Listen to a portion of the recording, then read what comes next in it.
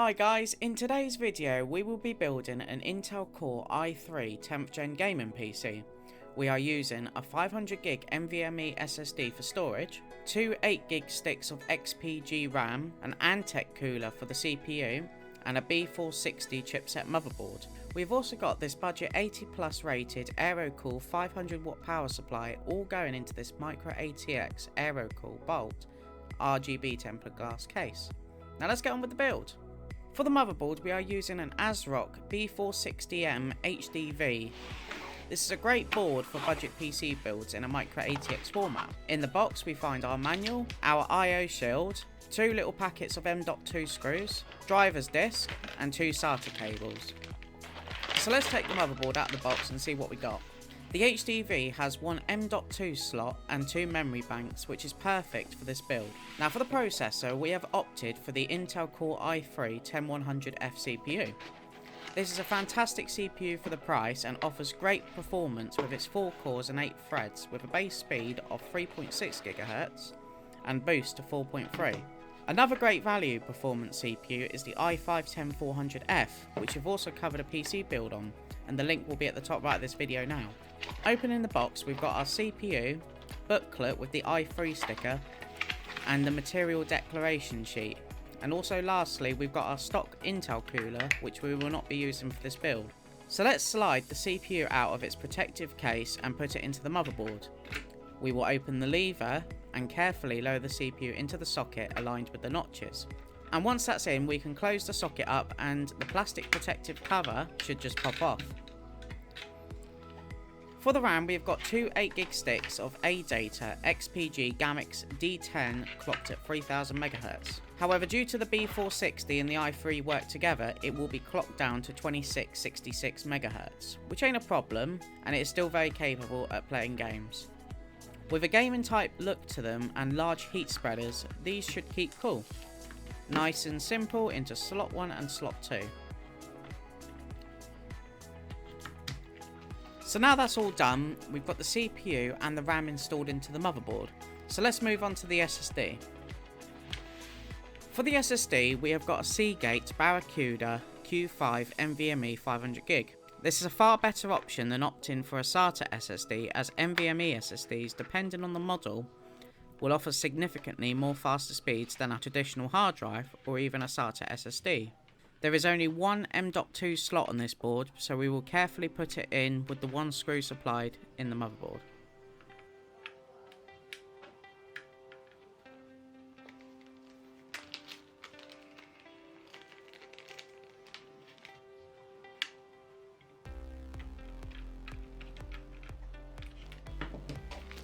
For the cooler, we have got an Antec A30 blue LED heatsink. For the CPU, it will be better than stock whilst not spending much, as this CPU doesn't let off a lot of heat. We will use the bracket with the cooler and start clipping it down onto the 4 holes on the motherboard. The bracket goes on top, aligned with the 4 holes and requires no backplate.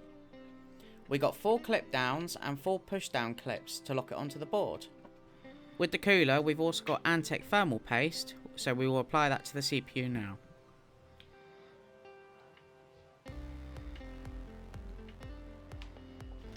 We will lower the heatsink on top of the CPU and position it so the fan is pushing air out the other side, and that the rear case fan will pull the hot air out of the case.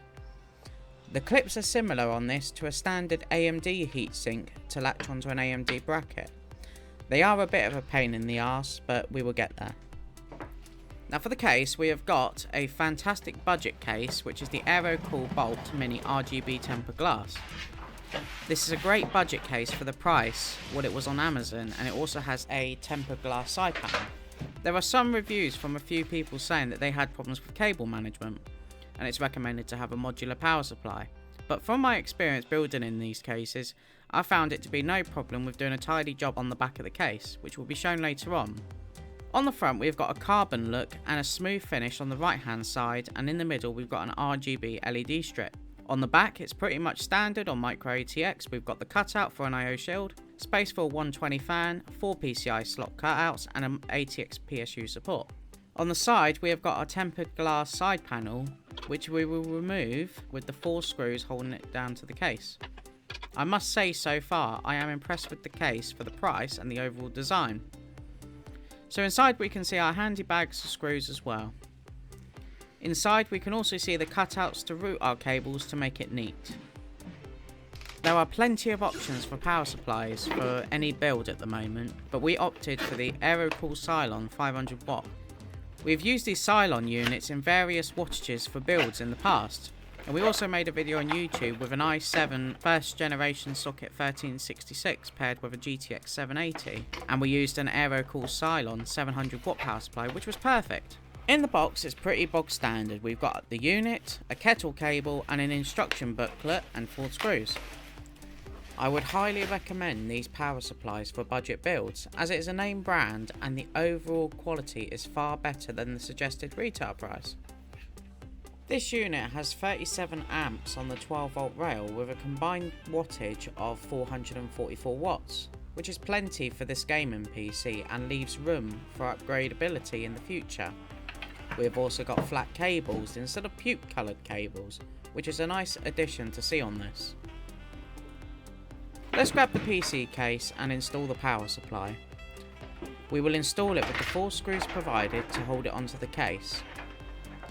The Aerocool bolt does not have a PSU shroud, so we want to try and keep it tidy on the front, but we will first focus on putting the IO shield in before we start threading through the cables.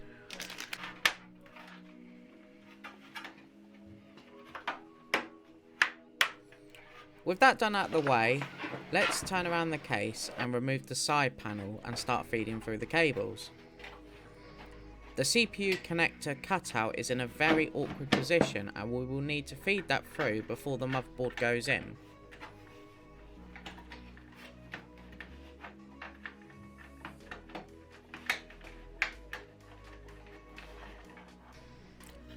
After that monstrosity to get that thing in, let's lower the motherboard into the case and line it up with the IO shield.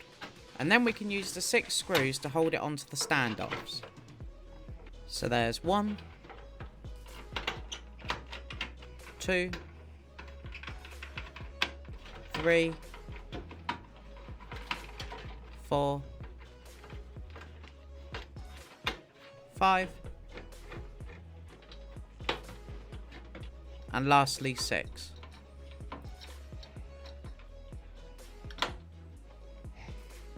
Next, we're going to feed the front panel IO and power button connector wires through one of the cutouts at the top, then followed by the power supply cables at the bottom next to the PSU. Here's our chunkus 24-pin power connector for the motherboard. We will feed that through the middle top cutout right next to where it goes. We will feed the USB 3.0 front header cable through the same cutout. Then lastly, for the addition of all the spaghetti cables, we have got our front power connectors and USB 2.0 cables and HD audio, and we're going to feed that through this cutout now. With all the cables fed through, we're going to install the annoying front panel connectors. Luckily, this board has it labelled on where the front connectors, for example, power switch reset, power LED and hard drive indication LED, which is helpful for new PC builders. I'm just going to tidy up this fan power cable with an annoying Molex attached to it. I'm going to cable tie it, tuck it away and use the 3 pin on it to the system fan header on the motherboard. And another cable tie. And more cable ties. We're going to do a very tidy job on this case and make sure it is as perfect as cable management can be, as I'm determined that this side panel will go on without full weight to slide it on. So sit back, relax and feel free to watch the next minute and a half of me cable managing this PC on the back, which looks very satisfying at the end result.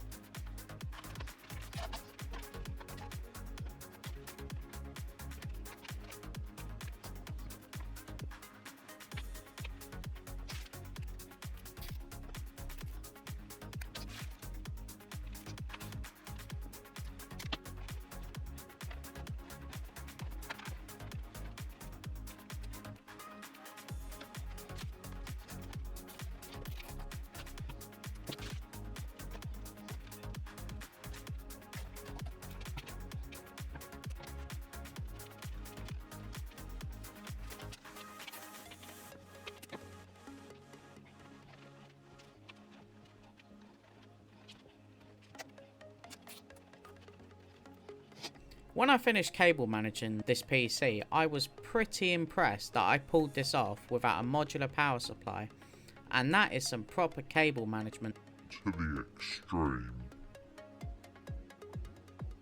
At the last minute, we upgraded the GPU when the PC was given to the customer, as we got our hands on the next day an XFX R9 280 3GB graphics card for a very good price. So please excuse some editing, as some videos at the end were shot without the GPU.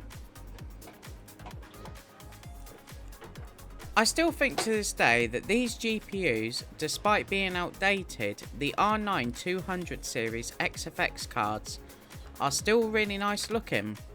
They are also capable still today at playing games at 60 FPS at medium settings on certain titles, and other titles it can also play on high.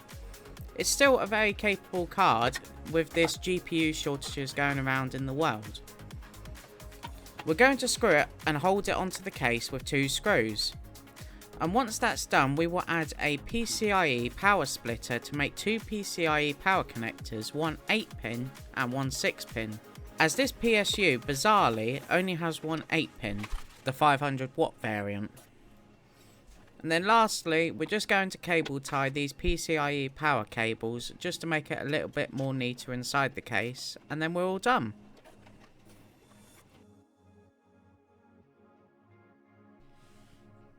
And here it is, the budget i3 10100F PC build. Built for the customer who is over the moon and excited to get into gaming. It is their first gaming PC and their first PC with an SSD. I'm proud of what me and my fiance have built for the price, and glad that the customer has got an amazing 1080p capable PC with quality parts instead of cheap pre-builts, and for a very competitive price. We've also got more videos coming your way with PC builds, so stay tuned and subscribe if you haven't already, and press the bell icon to be notified of future PC builds. We've got another 3 videos that we are working on, so stay tuned and we will see you in the next one.